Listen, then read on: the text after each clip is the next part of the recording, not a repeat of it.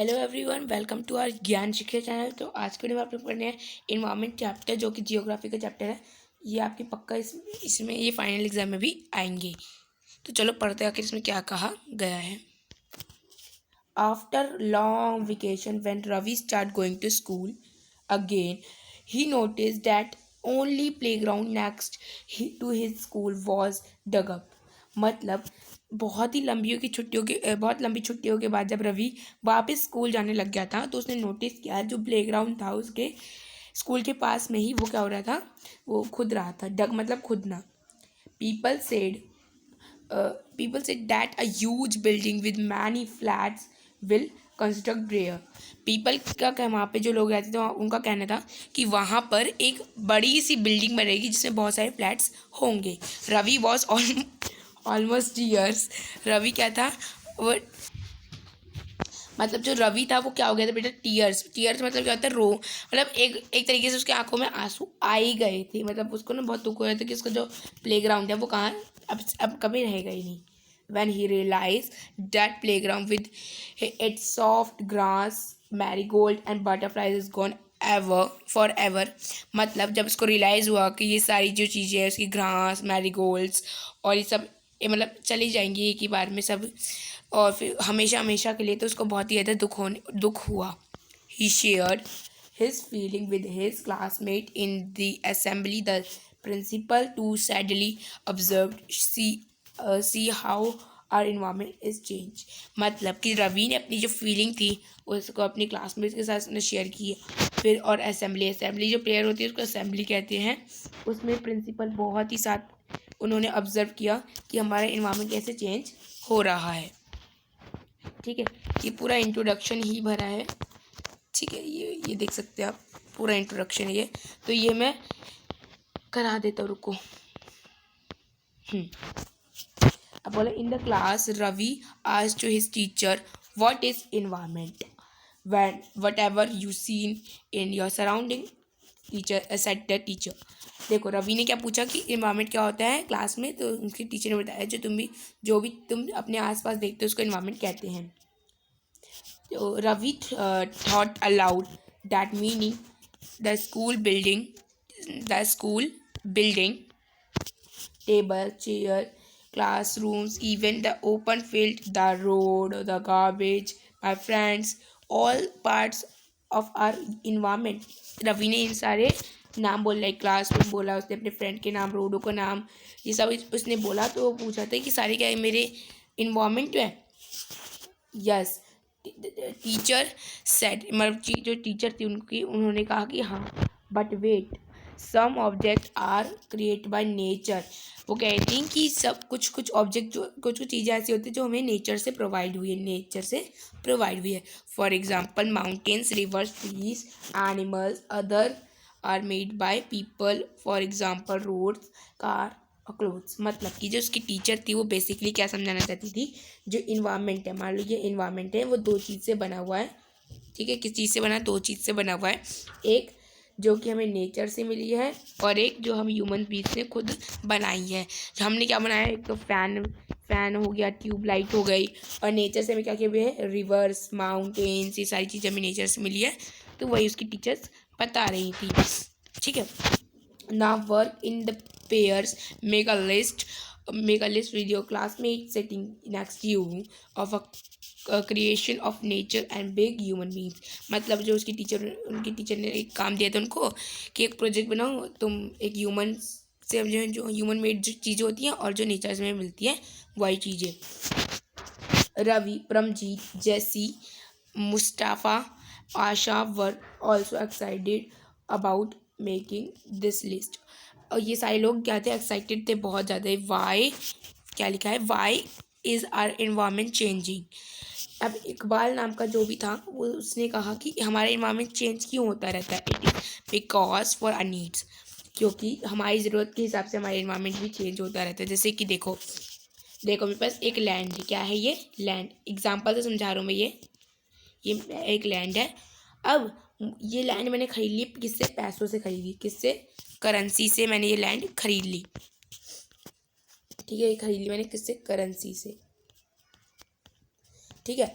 और अब मैं इस लैंड पे मैं ऑफिस बना सकता हूँ, घर बना सकता हूँ, ऑफिस बना सकता हूँ, जो मेरा मन वो बना सकता हूँ। तो मैं एक तरीके से करूँ जो ये जो लैंड है जो कि हमें नेचर से प्रोवाइड हुआ है, उस पर मैं ह्यूमन हूँ, तो मैंने क्या किया उसमें अपना वो क्या मतलब उसको मैंने थोड़ा इन्हेंस कर दिया, मतलब उसमें थोड़ा घर वर बना के मॉडिफाइड करके अब मैं वहाँ पर खुद रह सकता हूँ। अब वो मेरे यूज़ के लिए आ जाएगी। बस उस टीचर ने यही समझाया था। अब आएगा आपका components of environment. Components of environment क्या होते हैं कि किस किस चीज़ों से इन्वायरमेंट बना है। तो देखो 3 चीज़ों से बना है। एक है नेचुरल, ह्यूमन मेड और ह्यूमंस। मतलब कि नेचुरल में क्या क्या होते हैं देखो, नेचुरल में आपका आ सकता है लैंड, एयर, वाटर और बायोस्फीयर। मतलब जहाँ पे ज़मीन हो, जो ज़मीन पे हमें नेचर से मिली है, एयर भी मिला है, वाटर भी मिला है, बायोस्फीयर भी हमें नेचर, ये सारी चीज़ें किससे मिली है, हमें नेचर से प्रोवाइड हुई है। ठीक है, नेचर से हमें प्रोवाइड हुआ है। और ह्यूमन मेड ने क्या बनाया है, बिल्डिंग्स बनाई है, पार्क्स बनाए हैं, ब्रिजेस बनाए हैं और रोड्स बनाई है, और क्या बनाई, इंडस्ट्रीज़ बनाई है, मॉन्यूमेंट्स बनाए हैं, बहुत सारी चीज़ें किसने बनाई है बेटा, क्या ह्यूमंस ने बनाई है, ह्यूमंस मेड। अब और ह्यूमंस में कौन कौन आ सकते हैं, आपकी फैमिलीज आ सकती है, ठीक है, इंडिविजुअल आप खुद आ सकते हैं, कम्युनिटी आ सकती है, आपके रिलीजन्स आ सकते हैं, ये सारी चीज़ें आपकी ह्यूमंस में आ जाएगी। और ह्यूमन मेड में जो ह्यूमंस ने बनाई है, समझ आ रहा है ना। ठीक है, अगर आपको चाहिए इसके नोट्स तो मुझे बता देना, मैं इसके नोट्स भी आपको करवा दूंगा। अब आते बायोटिक और अबायोटिक। बायोटिक वो चीज़ होती है जो लिविंग थिंग्स, लिविंग ऑर्गेनिज्म के लिए होते हैं, लाइक प्लांट्स और एनिमल्स। और जो अबायोटिक होते हैं नॉन लिविंग एलिमेंट्स के लिए होते हैं, लाइक लैंड। लेकिन दोनों ही चीज़ें हमें किससे मिलती है, नेचर से मिलती है। समझ आ रहे हैं ना बच्चों। Increasing day by day we are therefore modified and at a time even destroy our natural surrounding, the teacher replied. Teacher ने कहा कि हम इन्वायरमेंट हमारे इसलिए चेंज होता रहता है क्योंकि हमारी नीड्स, वो जो हमारी नीड्स है, हमारी जो ज़रूरतें हैं वो दिन पे दिन एक बढ़ती रहती है। ठीक है, तो हम क्या करते हैं, मॉडिफाइड करते कभी कभी नेचर को, कभी कभी क्या करते हैं, डिस्ट्रॉय करते हैं अपनी नीड्स के लिए, अपने नेचुरल सराउंडिंग को। Okay, from the above conversation you understand that the place, people, things and nature that surround any living organism, it's called environment। मतलब कोई भी चीज़ like a place, people, things या फिर नेचर, ये सारी चीज़ें किसी भी लिविंग बीइंग के वो है, चारों तरफ है, तो हम उसका इन्वायरमेंट कहते हैं। ठीक है, ठीक है।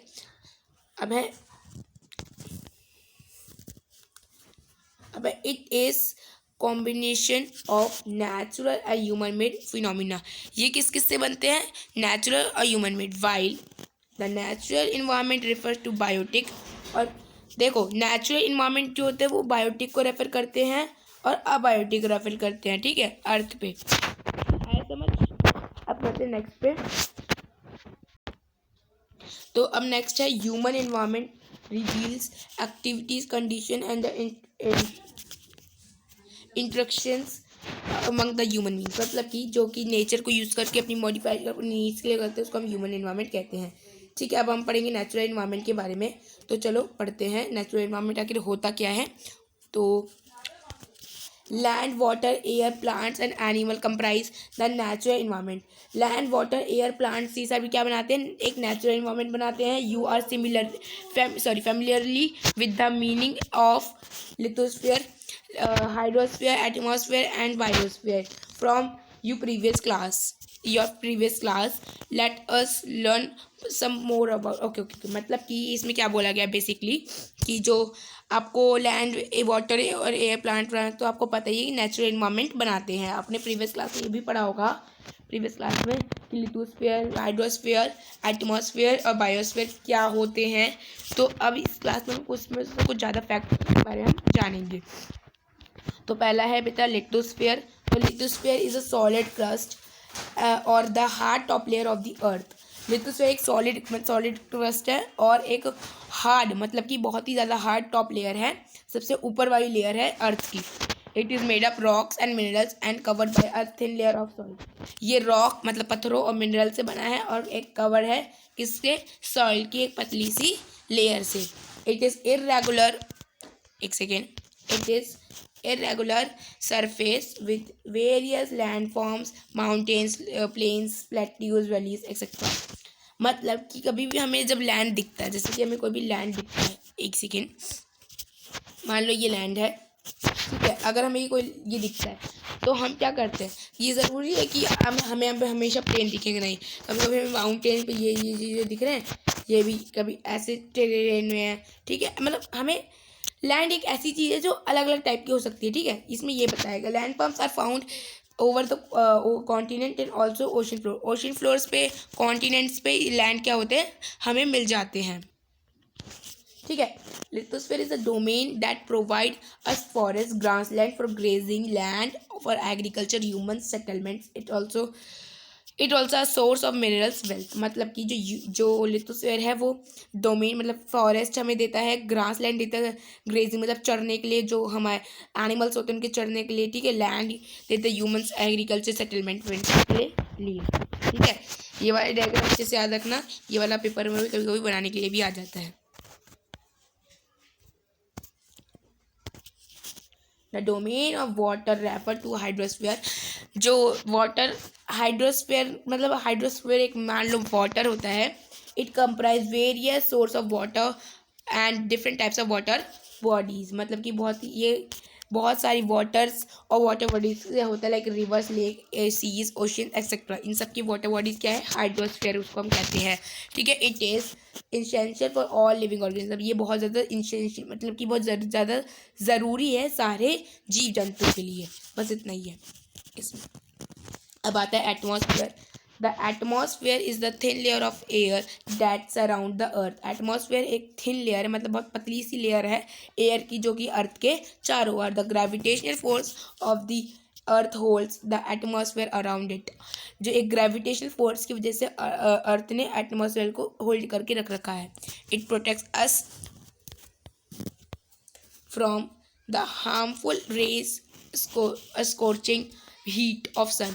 ये हमें प्रोटेक्ट करता है एक हार्मफुल रेज, और मतलब जो सन से भी बहुत ही ज़्यादा दर्दनाक किरणें निकलती हैं, इससे हमें प्रोटेक्ट करता है। It contains a number of gases, dust, water vapour, ये क्या, वाटर वेपर, ये सब इसने कंटेन कर रखा है। The changes in the atmosphere produce changes in the weather and climate. जो भी एटमॉस्फेयर में चेंजिंग होते हैं, ठीक है, वो वेदर और क्लाइमेट में भी चेंजिंग आते हैं, हमने देखे होंगे, ठीक है। आगे देखते हैं, अब है बायोस्फीयर। प्लांट एनिमल, अरे यार ये क्या हो रहा है आज, plant animal kingdom together make biosphere और द लिविंग वर्ल्ड। जो प्लांट होते हैं, एनिमल जो होते हैं, वो बायोस्फीयर बनाते हैं, फिर लिविंग वर्ल्ड बनाते हैं। It is a narrow zone of the earth where land, water, air interact with each other to support life. बहुत ही कम जगह बची है अर्थ में जहाँ पे वाटर, लैंड और एयर तीनों हमें मिले और एक सपोर्ट लाइफ हुए। तो वीडियो बहुत ही लंबी हो रही है, इसलिए ये पार्ट 2 हम बाकी अगले वीडियो में पढ़ेंगे। जब तक एक बॉक्स पढ़ लेते हैं, जब तक ये वाला बॉक्स आएगा, ये बेसिक नॉलेज में आ सकते हैं, जब तक हम इसको पढ़ लेते हैं। ऑन 5 जून एवरी, मतलब कि जो इसमें इन्वायरमेंट का डे हमें कब सेलिब्रेट करते हैं, 5 जून को, ठीक है। बार्टर सिस्टम देखो, बार्टर सिस्टम वो सिस्टम होता है जिसमें हमें बिना कोई भी मनी के हम अपनी चीज़ें एक्सचेंज कर सकते हैं। लाइक सपोज एग्जांपल देखो आप, जैसे कि ये है एक लड़का, ये, और इसको शूज़ चाहिए, क्या चाहिए इसको, शूज़, ठीक है। और एक ये लड़का है जिसको चाहिए फूड, ठीक है, और इसके पास फूड है और इसके पास शूज़ है, तो ये दोनों क्या कर सकते हैं, एक्सचेंज कर सकते हैं एक दूसरे के साथ बिना कोई भी मनी के साथ, ओके। तो इसको हम बार्टर सिस्टम कहते हैं। तो आज की वीडियो के लिए इतना ही, पार्ट 2 में हम इको सिस्टम से स्टार्ट करेंगे। तो तब तक के लिए बाय बाय, एंड इस वीडियो को लाइक, शेयर, सब्सक्राइब प्लीज़ कर देना है।